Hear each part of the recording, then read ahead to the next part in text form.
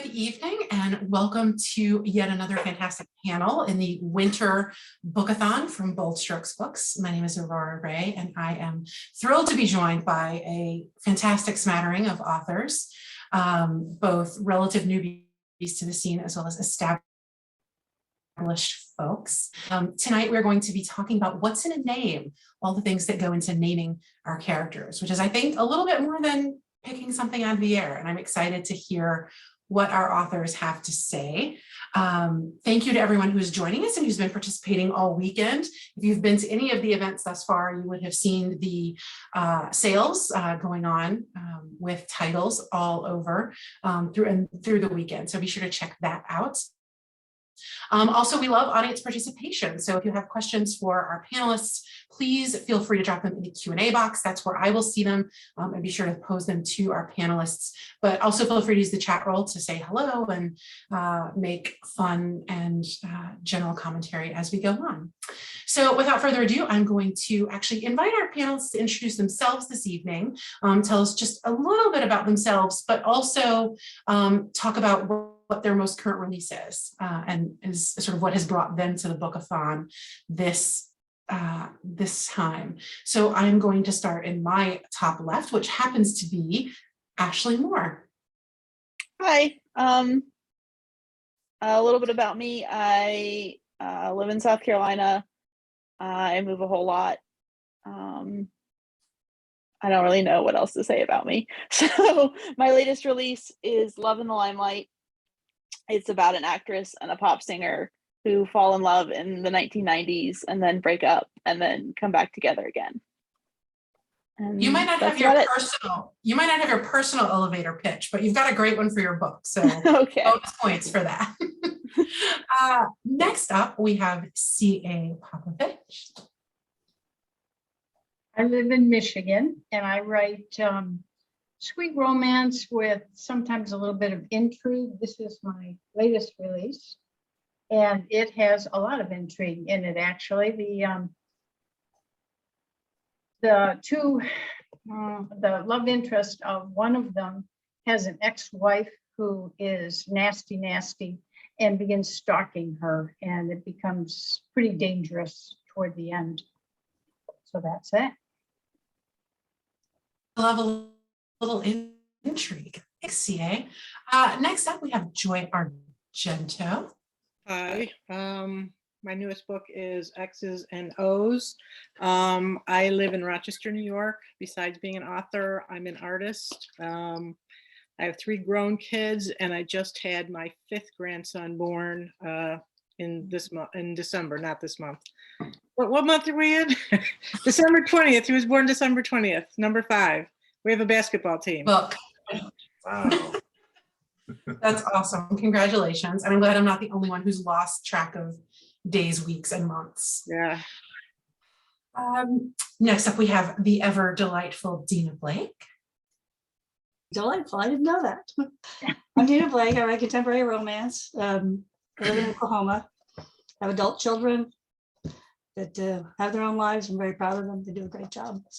And this is my newest, Love by Proxy. It's kind of a Cyrano de Bergerac with a twist. Tess offers to help Sophie write some letters or messages to an online person she has met. And that turns out very differently than both of them might expect. So. Sounds exciting. Thanks, Dena. Next up, we have Morgan Lee Miller.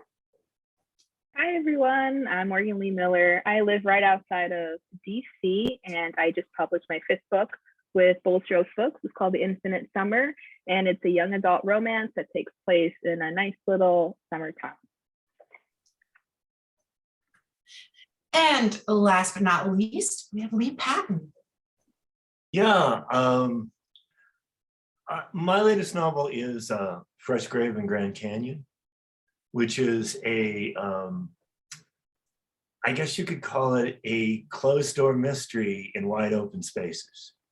It's about a group of volunteers in the Grand Canyon, a very small group, who are rafting it while it's closed to the public, and very quickly they find their least favorite member dead on a beach.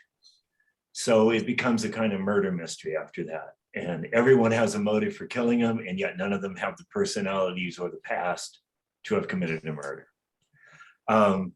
I like to think that I write realistic fiction, but I've written 3 sort of mysteries out of the 6 novels I've published. So I guess I write mysteries too, along with, you know, a little bit of a tiny dash of romance thrown into most of them, gay romance. By the way, I live in Denver, where it is very cold and bleak today. Thank you all for the introductions. I love the universal truth of authors that we all seem to be slightly more comfortable talking about our books than ourselves. So thank you for staying true to form. I think that is good for all of us. So I'm going to dive right in with some questions. I think in some ways this seems like a pretty straightforward topic, but I think there's a whole lot more to it. And hopefully we'll get into some of that interesting stuff. So my first question for the panel is sort of what comes first? Do you start with a name? Is that sort of like the innate part of your character's identity that you get from the very get-go? Or do you actually start crafting things about them? And then sort of choose a name from there. And I'm going to call on folks since we're in Zoom land, and I will try to not put everyone on the spot first. I will take turns picking on folks. So Dena, I'm actually going to start with you. What comes first? Probably crafting the characters. The names don't come too far after, and sometimes they don't even work. I know in Kiss Me Every Day, I had, geez, I can't even remember, Win and whomever. I can't, it's horrible, I can't remember. But I had to switch the names because they didn't work that way. I had to change Win and Carly, that's what it was. I had to switch them because the character didn't fit the name. But generally, you know, I start with a character, but the name comes soon after. That's fantastic. Actually, that's a really great point that we're going to come back to about, you know, what happens when things don't work out. Morgan, what about you? I'm with Dena. The character comes to me shortly after it's the name. I mean, there might have been one book where the name came just when the character came, but that's usually how it is for me. CA, what about you? You know, my wonderful editor, Vic, sent me these forms when I wrote my first book. And they're like, you know, you start out with this and you go with the name and you go with the description and on. But I start with the age. I decide how old my characters want to be. I want them to be. And then I go to Google and I, you know, find whatever the favorite baby names for that year that she was born. And then I pick a name. But the last name of a character, I go by sort of what they look like. And like, there's a character I'm writing now that has hazel eyes. So I looked it up to find out what country maybe most people with hazel eyes live. And I found Spain was one of them. So I said, okay, I made her last name. I Googled Spanish last names and I picked a name that way. So she's Jodi Acosta. And that's what I tend to do. I don't know if it's maybe because I am first generation after my parents immigrated from Yugoslavia after World War II. So I grew up with, you know, parents that, you know, my mom used to say, I tell her a friend's name, she goes, oh, she's Polish probably, huh? Or she's, you know, Italian or something by the last name. So maybe that's why I go with it. I don't know. Yeah, I love that. And I love that's first is what I do is, you know, get the age and then start with the names. It's funny. I think age is actually a great place to start because I happen to have a young millennial editor, and she has pointed out several times that I have given characters names that are of my generation, not her generation. I've gotten into trouble. So it's never a bad idea. Ashley, what comes first for you? A name or other aspects of the character? definitely the character comes first, but the name is really fast, and the name generally influences the character. I sort of do the same thing where I, figure out what sort of age these people are, and then I go and the Social Security people have that list of names for different eras, which names are popular, and I sort of go with that, and then I crowdsource my name. I normally come up with like 3 or 4, and then I go to my friends and they're like, so what do you think of these names? And they pick one, and then I normally go with one that they didn't pick. So I like the crowdsourcing. We're going to come back to some of these techniques for name selection for sure. I'm making them on a list. Joy, what comes first, the name or something else? I have no formula. The last book that I wrote, X's and O's, one of the characters is named Madison Parker. And I actually heard that name on the news. I won't tell you what the news story was, but I heard the name and I thought that is a great character name. And because of her name, I kind of built her character around that. It sounds like she's not a sophisticated person, but she's a withered person. And so the name helped me to write her. The other character in the book, I think I went through 5 names as I was writing it, trying to come up with a name that fit what I already knew the character was like. So I finally settled on Allie, and that helped me write her better. An interesting story I wrote, God, this was a long time ago. I wrote a book that I self-published called Holding On to Faith. And as I was writing it, one of the characters' names was actually the one who became Faith. I started out with her name Diane, and it wasn't working. And I changed her name to Faith, and I started writing her so much softer and so much, I think, more understandable. Not that I have anything against Diane's, just this character, it didn't work. So yeah, I'm all over the board when it comes to picking names. Some just come to me, and some are really hard. I love that. And I love how a character's name can shape kind of their personality based on sort of your affiliations Absolutely. with that name.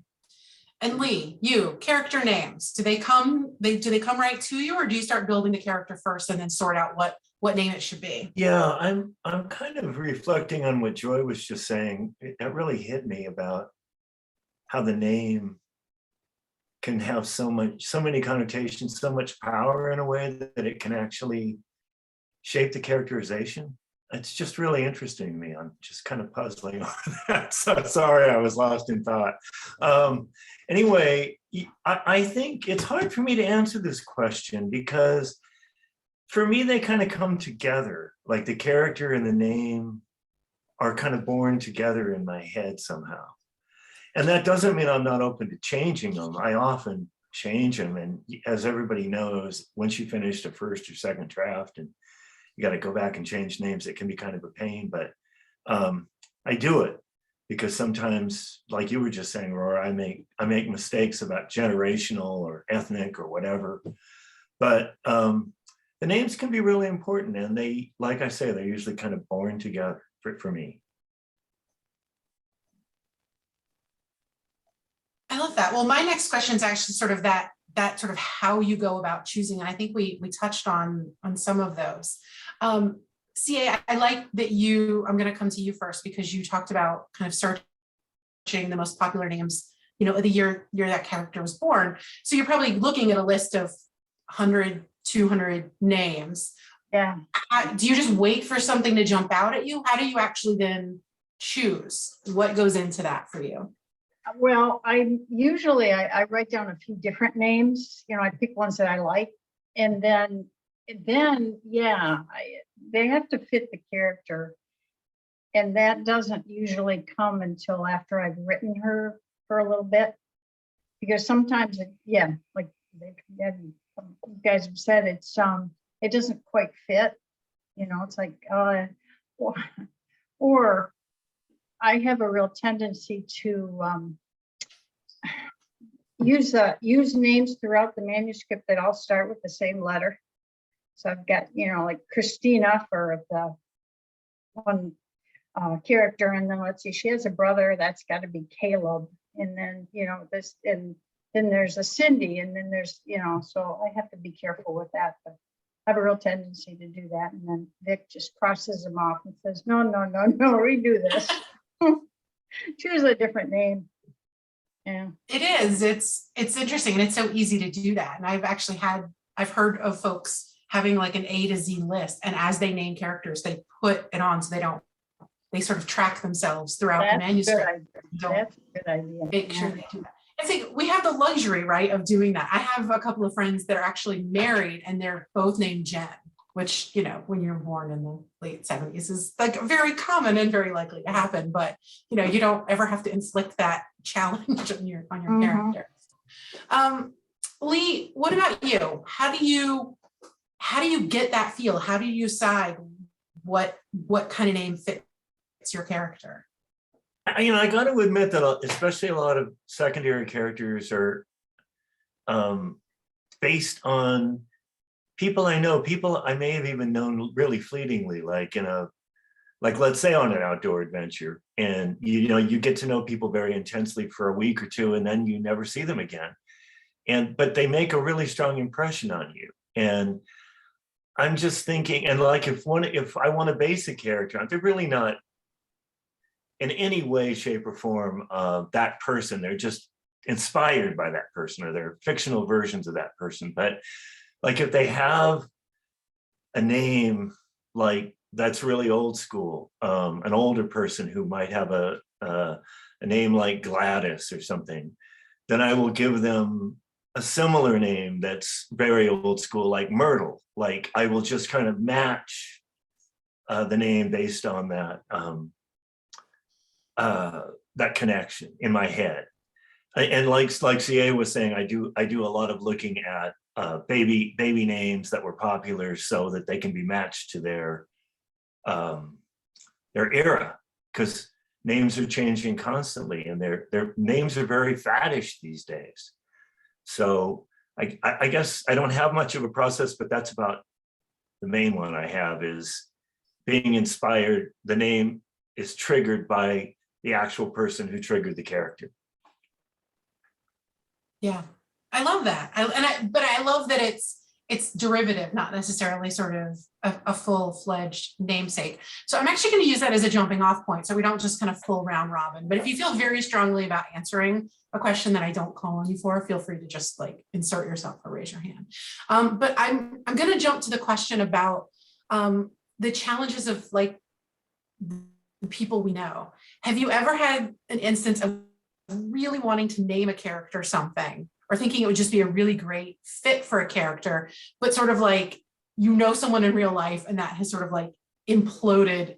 Like, are there no-go names for you based on that? Or is that just me? Like, maybe I'm just asking that question because it's like, I can't write a character having sex if like they're my colleague, like if they show that. Anyway, sorry, I digress, and I'm taking over the question. So Ashley, I'm gonna, you smirked in just enough of it. I feel like there's a story there, so I'm gonna call on you. Not named after another person, but for my last book, I was looking at names that were like very popular in the 80s. And one of the most popular names in the 80s is Ashley. And I was like, I can't name a character after myself. That doesn't work. So I went with, another very popular name, Jessica. But as far as like, I try not to name characters after people I know. I will steal last names, absolutely 100%. But I don't match them up with first names, obviously. And I use the baby name sort of technique for first names generally. Nice. Joy, what about you? Have you sort of run into some no-go situations? No, I actually the opposite. I've had my last book, I had 3 different people ask me to put them in the book. I had my sister, my daughter said put her son in the book, and my cousin all wanted to be in the book. So I used their names, but as I'm writing it, it's not them, and it totally becomes the character. They don't influence it at all. And in fact, one of the other names I used was Charlie, which is my brother's name. And I wrote it without even being conscious of that. I needed a name that could have been male or female. And there's a lot of, girl's named Charlie. And my sister pointed it out that I had also, used his name in it, and I didn't even realize it as I was writing it. So no, the names don't, whoever's named that in real life doesn't matter to me. Doesn't influence me whatsoever. Okay, great. It sounds like I'm a total weirdo on this front.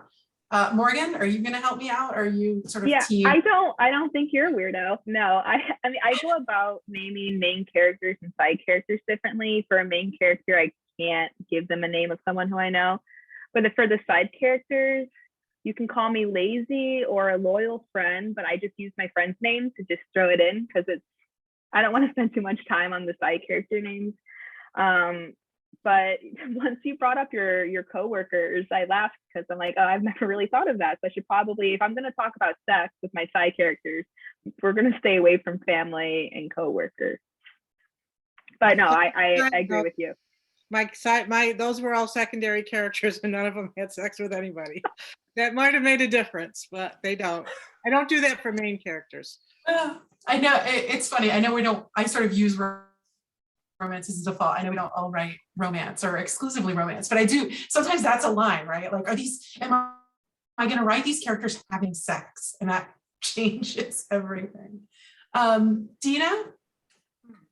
Yeah, I avoid that with family and with coworkers, friends, just because coworkers. Yeah, I don't want them reading my stuff and saying, "Oh, she wrote me into this book," I did, however, the one character, Win, I knew a Win, but he was a guy, and I just really loved that name, so I used it.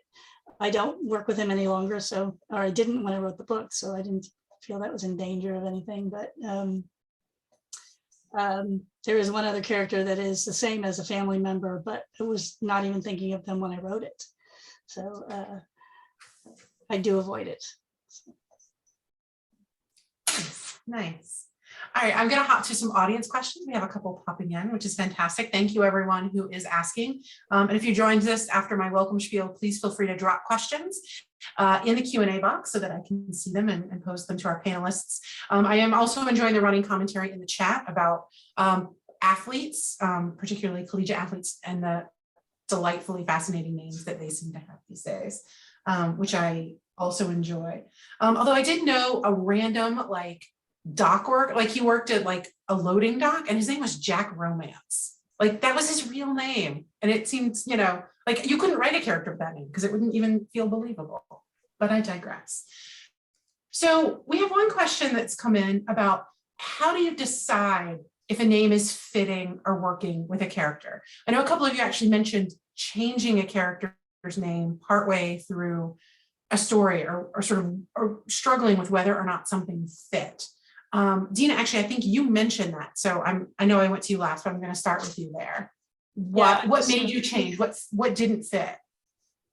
Well, one in that particular book, one was more butch than the other, and I just kept seeing the wrong character with the name. And so in order for me to get back on track with writing the character, I had to switch them. And already written the blurb, it was already out there and everything. And I just told Sandy, I said, I got to change this. It's just not working for me, or I'm not going to be able to write it. It's when characters get in your head, they are what they are, and a name's not going to change them, but sometimes it just doesn't fit. So. Lee, have you ever had that experience of sort of getting kind of into writing, especially a main character, and sort of realizing it wasn't the right choice? Oh, absolutely. I mean, it's actually kind of a painful memory because it was a protagonist of a book I'm working on now, a new book,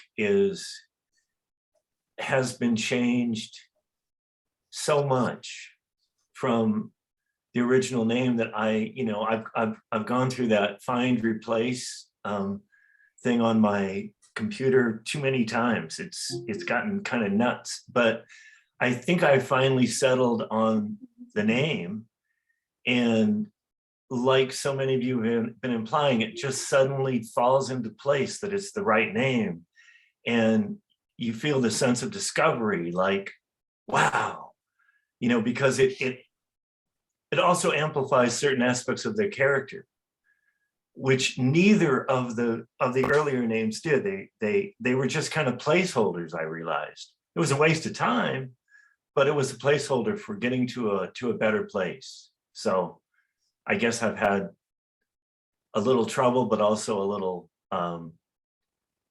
positive experience with that topic. I love that. I'm going to pick up on the placeholder comment. This wasn't in the questions that I sent out, but I'm curious. Whether it's a character, mostly a secondary character, a business, sort of a place. I often stumble as I'm writing, and then I can like waste an entire writing session trying to think of a name. And a fellow Boltrokes author gave me what I felt like was a brilliant sort of placeholder, like easily searchable bracket kind of placeholder thing for names. So do you do that? Do you give yourself placeholders, or do you have to sort of have a name to move forward? And like everything comes to a screeching halt until you name that character or name that band or name that restaurant. Joy? I've used placeholders for other places where I've got stuck. I don't think I've ever done it for names though. I kind of have most of the names. If it's a secondary character as I'm writing it, whatever pops into my head, I usually put in and it's usually fine. If it's a main character, I usually have that worked out within the first couple of chapters. I don't think I could write without knowing what their names were for the main characters. So yeah, I don't use placeholders for that. Morgan, I see you nodding. Is that sort of an agreement? You can do it Yeah, for little things, but not names. I'm with Joy. I can't write a story if the main character's name isn't in place. I have changed main characters' names. Like the story I'm working on now, her name was Elle, and I had to change it because, like everyone else said, it just didn't fit. And when you Control F L and replace it, there's a lot of words with L in it. So smells is all messed up. I need to go and clean that up. There was something else I was going to say, but I totally lost it. I was just thinking how the brackets. No, go ahead. I was going to say, yeah, I was going to go on the bracket thing too, the placeholder. Like if you imagine that your placeholder is the letter X, like this character is going to be named X until I can figure out this character's name. It really wouldn't be very inspiring, you know? It would be generic and bland, and it might take something away from the process of creating that character. I don't know. Sorry for I'm gonna interrupting. jump in on the other side. I put name in all caps. And then when I search for name in all caps, because secondary characters to me, they pop up everywhere. So sometimes I'm not expecting them, so I don't have names for them. And when I look at those and then I think of a name, it's almost 100% of the time a name I've already used, or a coworker or a family member. And I have to really think about what I want to name this character. And I can't do that when they first pop up. So. It's so fascinating. And I apparently do it a lot because I can't even just say name. Like I have to MC dad name here. Like I have to search I've stopped trying to detail it. I do that. And then even with the business name or right now I'm doing a small town, stuff like that. It just says name in a lot of places. And I'll get back to it. I will say when I was writing Netherfield Green, I really struggled to name like the brand of gin because it was like, I think a big part of who the character was. And it got so far as to like my beta reader read the entire manuscript and it was still just bracket gin brand name. And it took me so long, and to this day she accuses me about that. Ashley, I am curious about, are you sort of like quick to decide and move on, or do you give yourself placeholders? Normally for the main characters, I decide them pretty quickly, but for secondary characters and for place names particularly, I definitely do the bracket thing. I'm writing a novel that takes place in Scotland right now, and the Scottish place name generator is like key to my writing process. Luckily, I have a Scottish girlfriend who can be like, no, that doesn't mean anything at all. That's just really stupid. Pick a different one.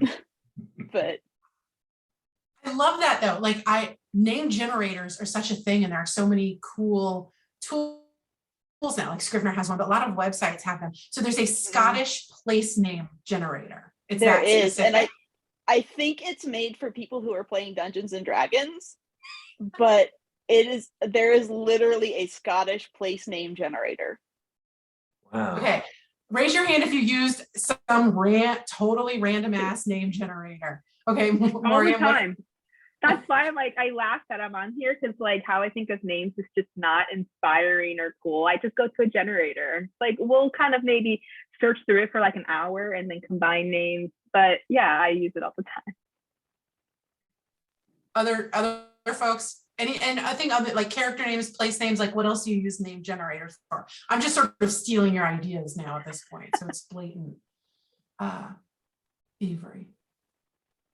No, I don't even know what a name generator is, so I can't help you. It's a great tool. Some You of should us are try dating it. ourselves, right? I do, like, I've done it for businesses, like bakery name generator, and like I don't know if I've actually gotten one, but I've pieced together kind of parts of it. Like if you Google like whatever you're looking for name generator, they do exist. I didn't know they got as specific as Scottish place names, but it's good to know that that's out there. Right, business name generator, town name generator, they're all out there. Mhm. Great. Yeah. We learn something new every day. Yeah. I love it. I'm getting carried away. I'm going to go back to audience questions because we have some good ones coming in, and we want them to participate. This one is specific to editors rejecting character names. So I mentioned my editor has said that like nobody in their 20s is named Barbara. I think she literally told me that once. To be fair, I have a cousin named Barbara who was named after my grandmother. So technically I know someone in her 20s named Barbara, but I digress. When else have you had character names rejected by an editor, by a beta reader? What are some of the reasons where it's like, nope, this isn't gonna fly? CA. So far, it's just been the ones where I've used the same letter to start the name for each one. But the name itself, I've never had, she's never said, no, I don't like it, or it doesn't fit or something. So it's just that. So that's pretty easy to change, actually. I can just find those place and And that's for reader ease, right? Like you don't want a reader to get confused with characters whose names kind of sound the same. Yeah. Other reasons, do other folks have you had a name like that you were kind of rolling with and someone kind of put up the stop sign? For me, it was just the similarities of the names. They both ended in LY or sounded very similar. And that was really at the beginning. So it was kind of easy to change, I think. Awesome. We've scratched on this a little bit, but it's phrased a little bit differently. And I think the answers might be interesting and a little bit different, which is, have you ever gotten in like several chapters into writing when you realize the name is wrong and that it's colored how you've written the character and it's actually taken the character in a different direction, and that sort of like what sort of stops you getting in the way of who the character is? Or I guess I can make it a little bit more general, which is like when you realize it's wrong, what are some of the traits that sort of say this is not working? Joy? I think it's more of a gut feeling when you think it's not working. I already said that I had changed a name from Diane to Faith, and it totally made me write the character different. When I was working on the latest book, X's and O's, like I said, I went through like 5 names for Allie, and as I was writing it, I was putting them in, and it just wasn't feeling right. One of the names was Bree. It just didn't fit. So it's just more or less a feeling. I don't think there's anything concrete I can point to and say that's what made me change the name. Do you think it's a lot of it, I'm thinking, is people that we've known or know in our life, and say, oh, well, I remember somebody and her name was this. And so that sort of colors how you create the character then? Does anybody ever think about, I just thought of that just now. I don't think knowing people that have those names influences me. I think we all have kind of an idea of what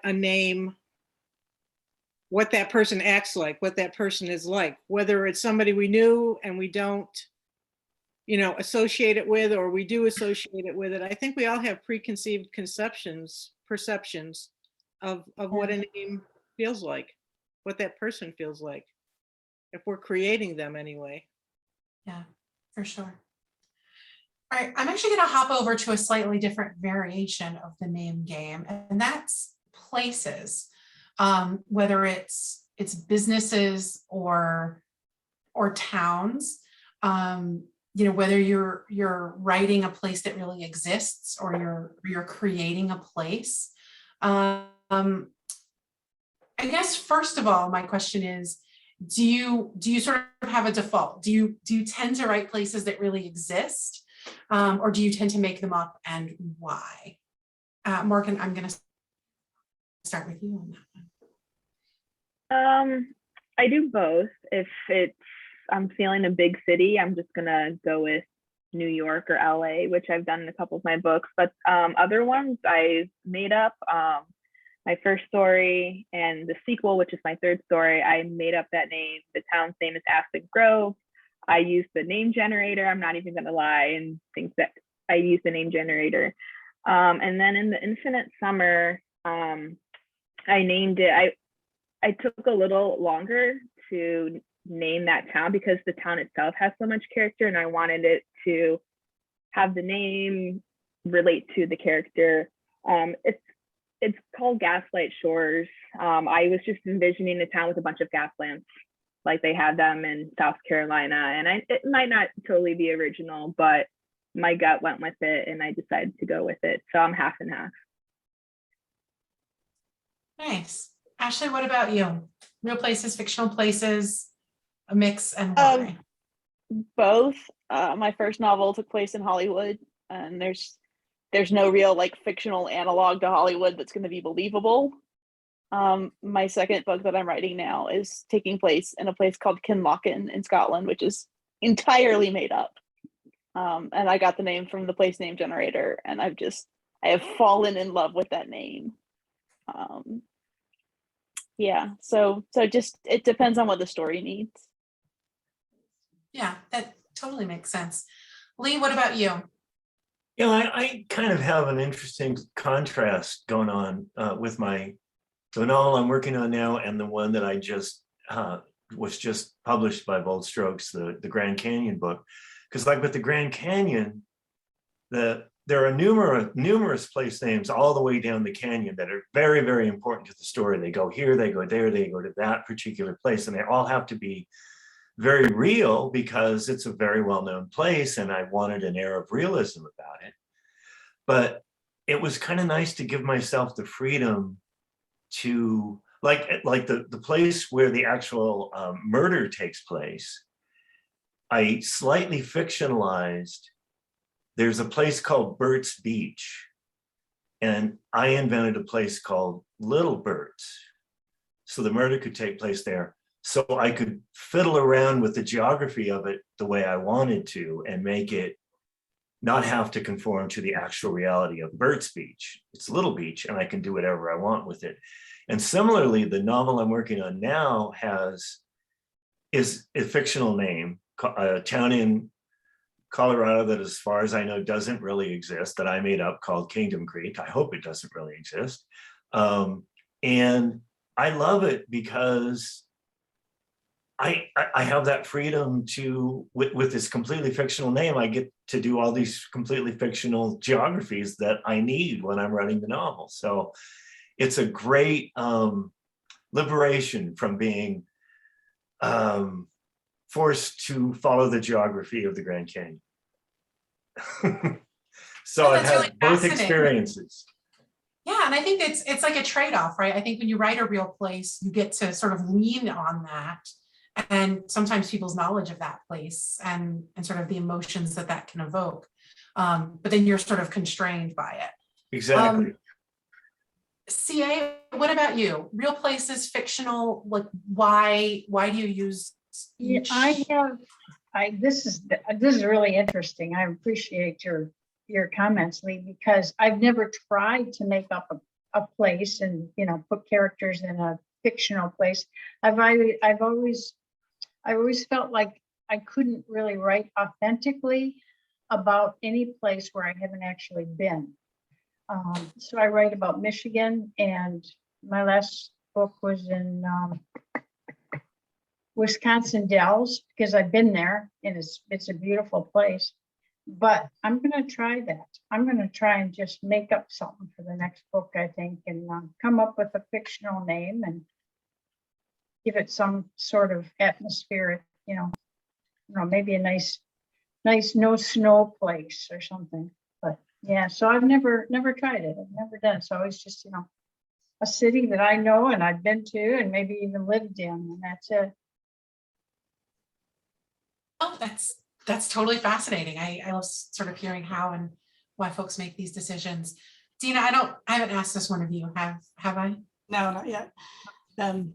Generally, if it's a small town, I make it up because there's so much that can happen in a small town that people would disagree with. Hey, I've been there. That's not true. Had that happen to me before, even in a town I know pretty well. So like right now I'm writing my newest one.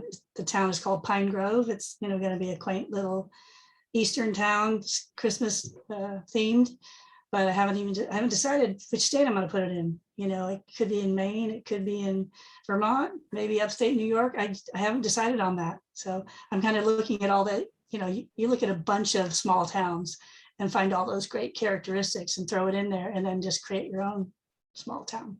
That's what I'm doing now. I think I'm with you, especially on like Team Small Town, right? Like that you can, Yeah.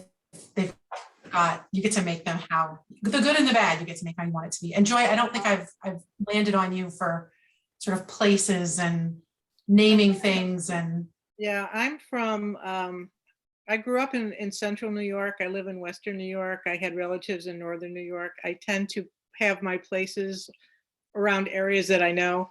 For the same reason, I don't want to get it wrong. I don't want to say, you know, place something in Illinois and use words that they don't use, or, you know, I don't know what they call their subs, their sandwiches, you know, things like that. And I'm not, you know, I don't want to do a ton of research to find out all these words. So I generally use places that I know really well. The exception is the newest book. We have, most of the story takes place in Clyde, Maryland, which is a made up place, because I needed that small hometown that somebody ran away from and then goes back to. So yeah, that place is totally made up, but all my other places exist.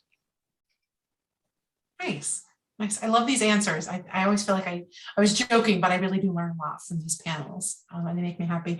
I'm going to do one more question before asking what you folks are up to now, and that's pets. We actually started before we went live on this. We were kind of talking about how often our pets are making their presence known during these Zoom sessions. I haven't seen any so far today, so I think whoever's animal parades across the stream is going to win a prize. But I think a lot of us write pets into our stories, and I am curious, because they don't necessarily have the same sort of weight or kind of baggage that humans come with. How do you name pets in your books, or why do you name them what you name them, and do real pets get to moonlight in your stories? Morgan, I'm going to start with you. So I should probably put more pets in. My day job, I work for an animal organization, and I am just now writing my first pet in one of my stories. And it, just a side note, as we're talking about names, I think I laugh every time I get emails from two of my colleagues. One woman's last name is Chinchilla, and then we have another person whose first name is Kitty. So I find that very fitting for an animal organization. I giggle every time. But I can't really speak too much about this just because I'm still in the process of writing my cat's name. I'm doing an anthology with Missouri Vaughn and Nell Stark that's going to come out in the fall. It's about an animal shelter. So I get to write my first pet. And for me, I just looked up just a bunch of cool cat names and just started creating the list, and I settled on Apollo. It was just like that gut instinct, and I looked up Apollo to make sure that it didn't have any intense meaning. I know Apollo's a Greek god, but I just ran with it. So I love that. CA, you've actually written a vet book, right? So I'm sure we've had pet names come through. How do they work for you?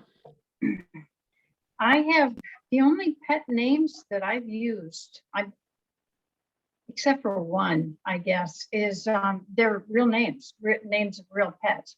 One was Annie, was featured in my The Courage to Try, and the story that I put in there about her as a puppy is true, and she is now a happy 11-year-old, living in a cushy house on carpet and sleeps all day, and so they're all, just names of real animals that I've known. Ashley, pets in your stories now or in the future? How does that? In the future, amusingly, I also have a dog named Apollo in my book. It's sort of an inside joke. There's someone in my life whose nickname is Apollo, so I had to put him into the book. And the other pet is named Nice. Bruce, where I could make a joke about Robert the Bruce, and really it's Bruce Wayne, because of the Scotland thing. So those are the two pets in the book I'm writing now. It's a great way to work in some inside jokes, I think, that you doing it for human characters would maybe not work quite in the same way. Joy, pets, do they get to come into your book, and are they based? Next time somebody asks me to use their name in a book, I'm going to make them like a dog. It didn't occur to me to do that, but I think you want your name in the book. There you go. You're a poodle. I think I've used here and there. I do have some animals. Most of the time, I've had horses in a book that's not released yet, and we have names like Clover, which is your typical horse kind of names. I've used just human names just to make it cute in the story. One of my characters had a cat named Cliche because it's so cliche that lesbians have cats. So that was the only one that was special. Everything else is just kind of random as I'm going along. I don't stress over the names too much of anything secondary.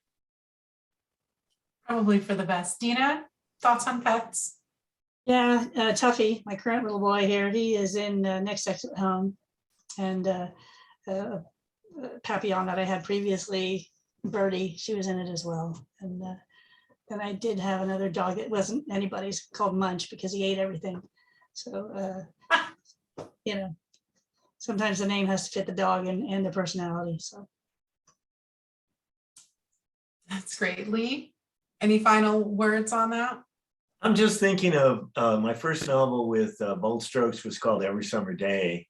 It's about a family. It's a family and friends kind of story. And the family has a pet named Toonses, a cat named Toonses.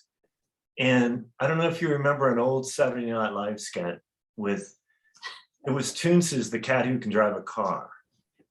And I chose it because I think it was about the two boys being about, little boys when that SNL skit was popular, and that they would have probably been over the moon about a cat named Toonses, and that when their parents decided to get a cat, it would have to be named Toonses. So even, there's kind of a backstory, and to me, it gives the cat personality. I love that. Right. And we have if the comment roll, the chat roll is anything to go on, it's definitely some winners. All right, so we're actually at our time. So this is going to be a lightning round. What is next out for you? Lee, do you want to go first? Sure. I am writing a novel. Let's see if I can do this fast. A lightning round. It is a novel about a museum curator in the 80s who ends up going to Czechoslovakia, going behind the Iron Curtain and rescuing some lost art. And meanwhile, falling in love with another guy back in California who's closely related to the Cold War subplot How's that? Fast, fantastic. Joy, next up for you. My book that's currently sitting with my editor, which should be out in June, is called Misconception, and it's actually about a switched embryo where somebody raised a baby till the age of 18, and through your modern DNA test and family ancestry and all that, she finds out that it's not her real mother.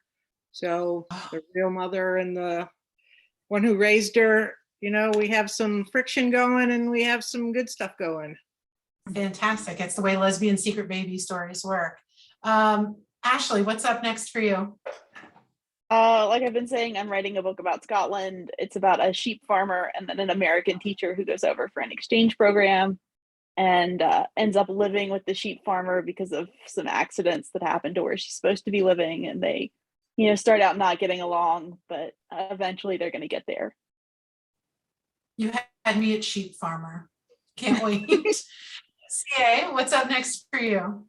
Mine I'm working on is titled The One, and it's a very wealthy woman. She's the daughter of a very wealthy family, and her love interest is just a working woman that her father had worked at the company that Richie Rich owned and was killed in an accident, a work-related accident, and so they're going to have to navigate that, resolve all that to be able to get together. Nice. Morgan?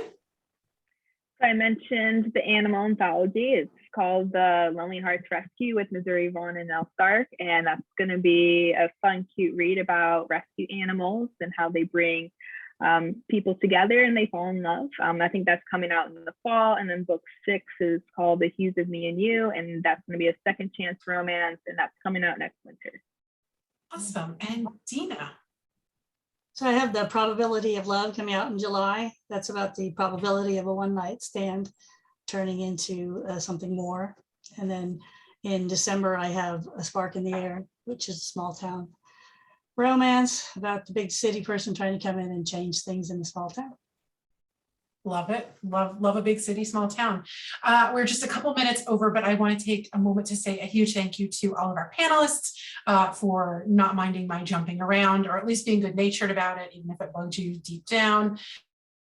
A huge thank you to everyone in the audience who came out and gave some of their time on a Saturday to chat with us, and have a fantastic rest of your weekend. Thanks everyone, and thanks panelists. Thank you, Thank you, Aurora. Thank you. Bye-bye.